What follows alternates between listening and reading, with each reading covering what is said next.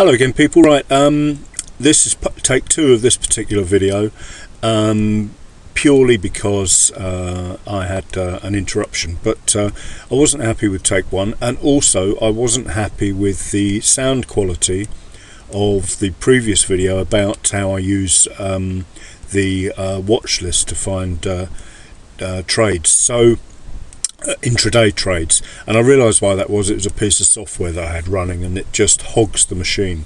Believe it or not, it's a bit of email software as well. So and the previous video I hadn't included this panel either, and I kept referring to it and realised that I hadn't actually had it on the recording slot, as it were, screen.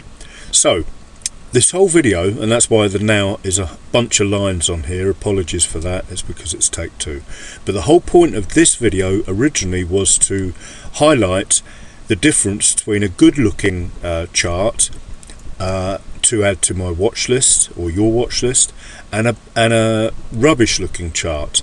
Seems pretty obvious that the rubbish ones would be easy to eliminate, but it is so obvious on the charts that probably it might help to actually show why I choose one over the other. So I'm going to start with one I did recently for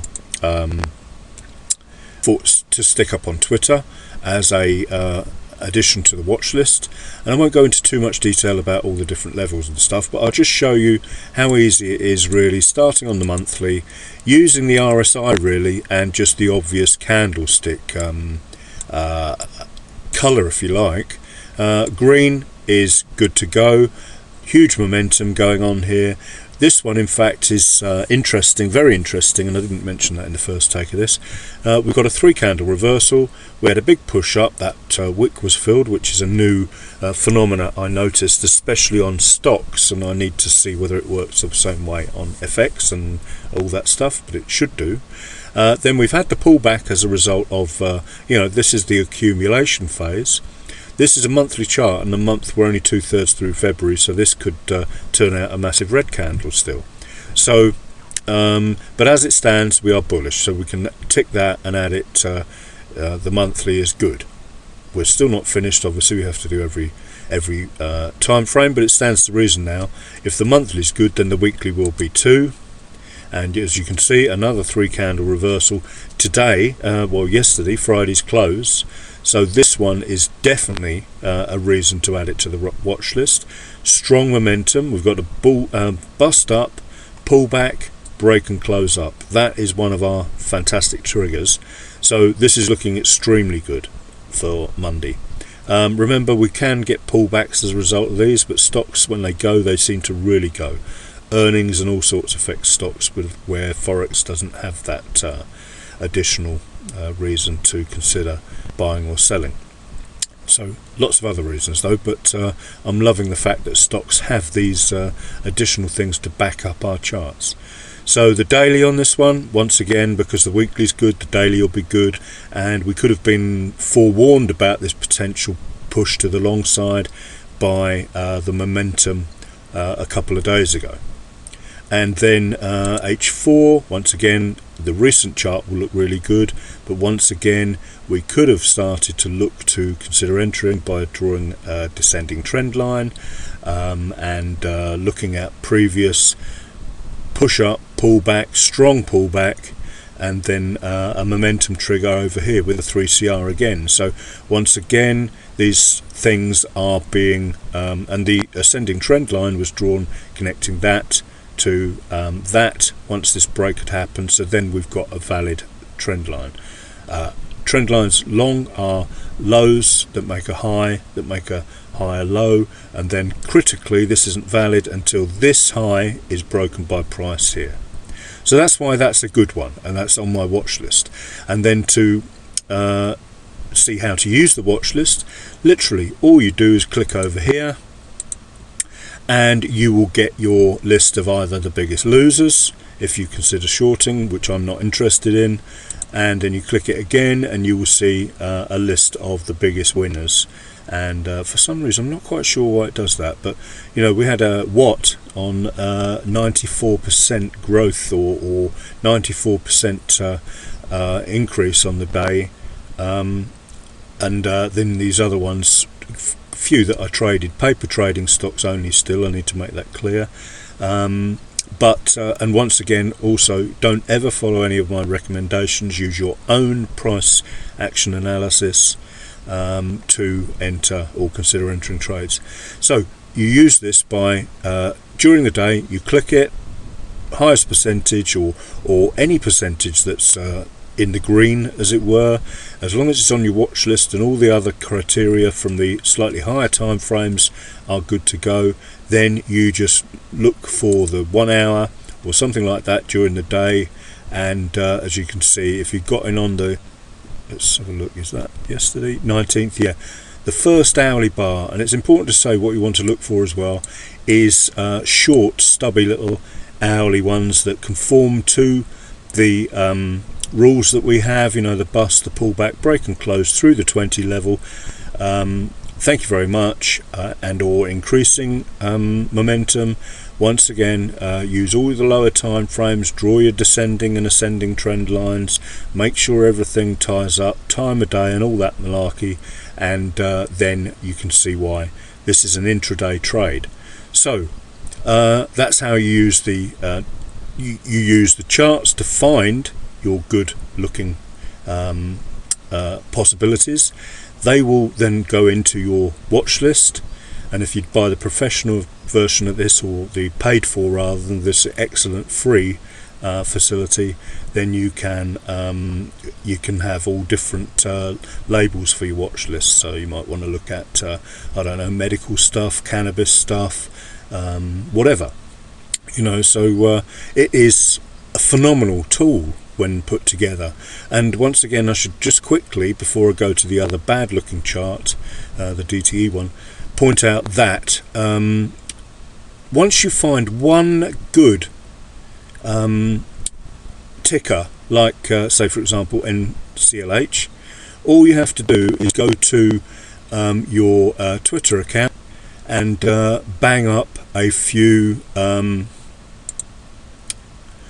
the tickers. Let's put NCLH in there, NCLH. You will get a list. Oh, now my internet connections, or maybe Twitter's playing up, but here we go. You will get a list of that ticker when it's mentioned. My internet connection must really be playing up. Come on. Don't do this to me.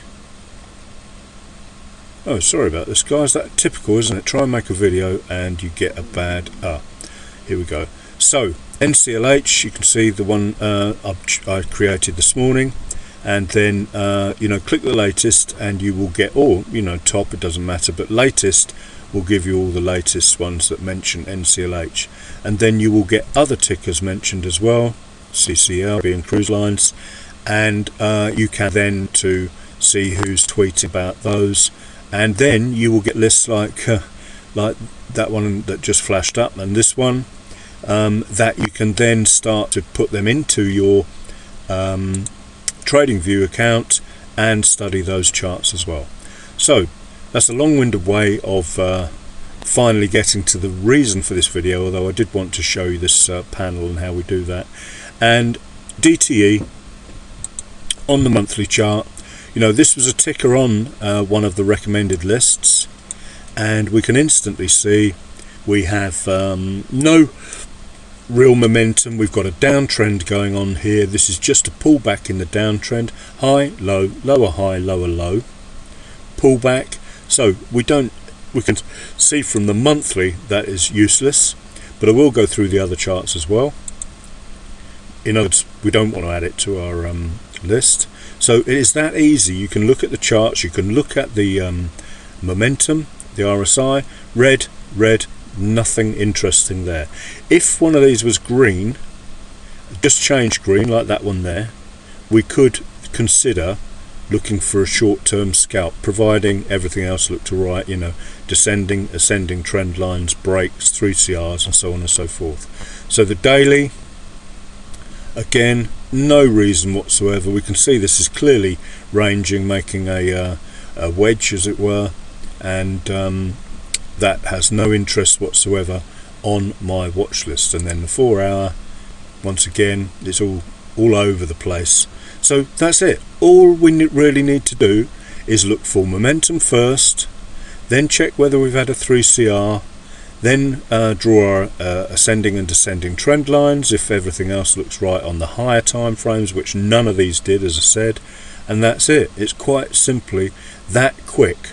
Couple of minutes, less even, to just go through a few charts, find what you like the look of, jump around Twitter, find a few tickers that you like the look of, and in order to trade them, the good ones that you've made a list of in your watch list, then you just click this, look for what's turned green today, and then look for the lower time frame, H1, M30, so on and so forth, M15, standard entry criteria. And as I said many times, time and time again, you could draw, this one's an invalid chart obviously, not in our watch list, but draw your descending trend line like that. If everything else is saying wait for longs, then all you have to do is wait for this situation to occur, something like this. Descending trend line, ascending trend line, momentum comes into the market, watch the pullbacks, and you can see instantly you would not have been faked into this trade. And then finally, when the pullbacks start to decrease, then you can see momentum comes back into it, and you can start to find entries, and then price continues up. Little nasty pullback there, but same rules apply to this as they do Forex regarding stops and so on and so forth, and ascending, descending trend lines. So we can see what's happening here just by drawing a quick trend line. This is valid up to that point there. I'm talking about that point there because that's a new high. It's broken that high there, so price, that's a valid touch point, and we can see price has come back to test that. I've put it right through the middle of that candle because the line chart will probably show that oh no, it doesn't. The line chart is there, which then puts that touch almost like it's uncanny how these line charts work. That's why I use them. I love them. So there you go. And if you do happen to have, like this was mentioned on Twitter this week, if you have a big spike on your candles but you don't have it on the line chart, I still take the line chart as takes precedence over these nasty spikes. But that's something that I've got to learn about on the price action on stocks. If I didn't mention it, I'm not trading stocks live. I'm just applying the years and years of chart study that I've done on Forex, and I'm finding it works even better on stocks. So I'm absolutely loving the opportunities that stocks will be providing in the future. So as you can see from just this line chart pattern now, what you would want to wait for to attack these highs here is strong momentum to the long side, and just wait for a little trend to form. So this high, lower high becomes support, resistance turns to support with a trend and with the RSI histo power. And while I'm here, one more thing to mention. Let's go back to NCLH, because I don't mention this enough, is that when you're considering taking a trade to the long side, suppose you were here and you were thinking, oh no, it's got resistance right in front of me. That is not what I would consider valid resistance. Resistance, strong or major resistance, is always on the left hand side of the chart. Something that forces price to trend down is below its current low, the higher low, is valid resistance. So this is clearly not valid resistance because it hasn't broken this low here. So, and it's not part of a downtrend. Simple as that. If you can connect, this is why these are so powerful, these trend lines. If you can connect an ascending trend line, then these levels are minor resistance only, because this is part of an uptrend. this is the downtrend. This is the level that was important. As you can see, price broke and closed through it, and then this is only a 15-minute chart, so we've got a strong pullback, you know, and people put Fibonacci's on these things. I wouldn't even know where to find Fibonacci's on this chart, to be honest with you, because I don't use them on this terminal rather. But you will find, you know, draw the levels from the low to the high, and this will come back. That's probably about the 36 level there. That's probably just over the 50% level, probably about the 68 point whatever it is.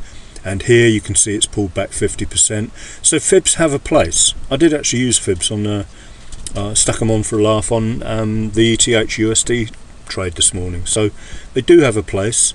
They're not precise enough for me.